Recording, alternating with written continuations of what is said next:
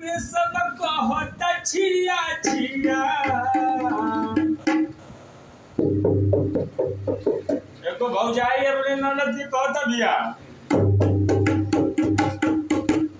अरे हाल भइल टोला में सब कहता छिया छिया आई फलाना के दिया हमारा मर्द रखले बिया आई फलाना के दिया हमारा मर्द के रखले बिया और दीनवा में भैया कहे रतिया में सैया रतिया में सैया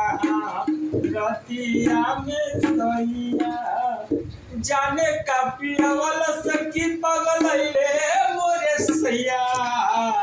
जाने का पियावल की पगलैले मोरे सैया फलाना के दिया हमारे मर्द के रखले दिया ओ फलाना के दिया हमारे